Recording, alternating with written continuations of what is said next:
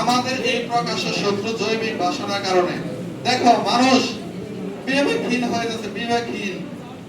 এই যে ছেলেরা নিজে 2 টাকা ইনকাম করে না, কিন্তু গার্লফ্রেন্ড নিয়ে এই যে ফুচকার দোকানে গিয়ে 50 টাকা শুধু খরচ করতেছ বাপের পকেট মেরে, অথবা কোনো কোচিং সেন্টারে বা প্রাইভেটে টাকা মাইনে দিয়া। বিবেক কি আছে? এটা কিসের কারণে করছো? এই জৈবিক বাসনা, কাম, এই শত্রু কারণে করতেছো।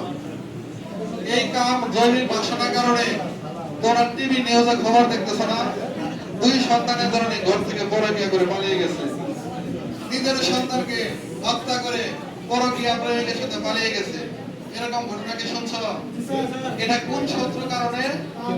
আমাদের এটা একটা প্রকাশ্য শত্রু। 1 নম্বর শত্রুর নাম কি? কাম, জৈবিক বাসনা। এই শত্রুর কারণে, এই শত্রুকে আমাদের কি করতে হবে? নিয়ন্ত্রণে রাখতে হবে।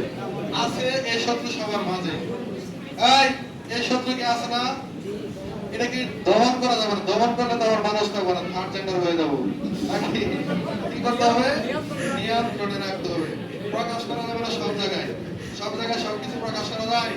সবকিছুর মাঝে বৈধতা অবৈধতা আছে। বৈধ জিনিসের ভিতরে শান্তি আছে, প্রশান্তি আছে। অবৈধ জিনিসের ভিতরে কোনো কি নাই? শান্তি নাই, প্রশান্তি নাই।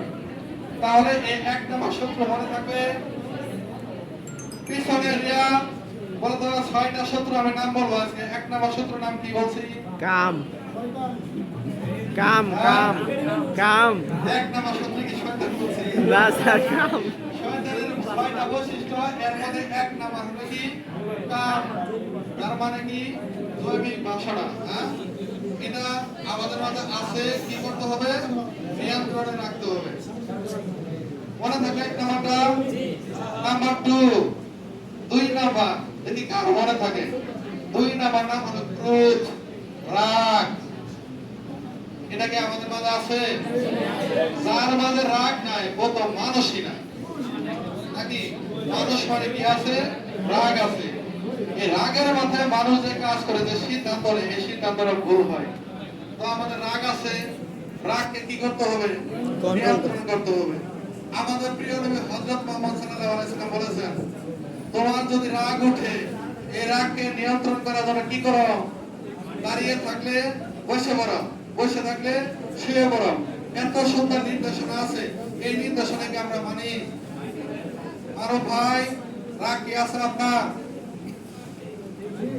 মেহেদি, এলাকাবাসী, রাগ আছে? সবার মাঝে কি আছে? আছে। কিন্তু এটা কি করতে হবে? নিয়ন্ত্রণ করতে হবে। রাগের মাথায় কোনো কাজ করলে এই কাজটা কি হবে? ভুল হবে। কয় নাম্বার শত্রু গেল? 2 নাম্বার। 3 number, number 3।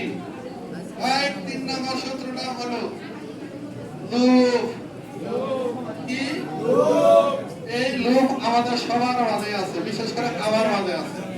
ঘরের ভিতরে ভৌ থাকা সত্ত্বেও অন্যের ভয়ের কথা সুন্দর মতো বলছে। কিসের কারণে? লোভের কারণে। নিজের পকেট ভর্তি টাকা থাকা সত্ত্বেও অন্যের অনেক টাকা দেখে মন চায় ওই টাকার মালিক যদি আমি হতে পারতাম। এটা কিসের কারণে? লোভের কারণে। আচ্ছা বলো তো, যার ভিতর লোভ আছে সে কি প্রকৃতপক্ষে মানুষ হতে পারবে? তাহলে আমাদের প্রত্যেকের মাঝে কিন্তু লোভ আছে। লোভ না থাকলে কিন্তু আমরা জীবনে এভাবে চলতে পারবো না। কিন্তু লোভটাকে কি করতে হবে? নিয়ন্ত্রণে রাখতে হবে। এই প্রত্যেক জিনিসের ভালো মন্দ 2টা গুণ আছে, দিক আছে। লোভ ভালো আছে, মন্দ আছে। ধরো একজন 5 ওয়াক্ত নামাজ পড়ে, এটা দেখে যদি আমার লোভ হয় যে আমিও যদি 5 ওয়াক্ত নামাজ পড়তে পারতাম, মসজিদে যেতে পারতাম, তাহলে তো এই লোভ তো ভালো জিনিস, তাই না? তো ভালো মন্দ 2টা জিনিস আছে। কিন্তু যদি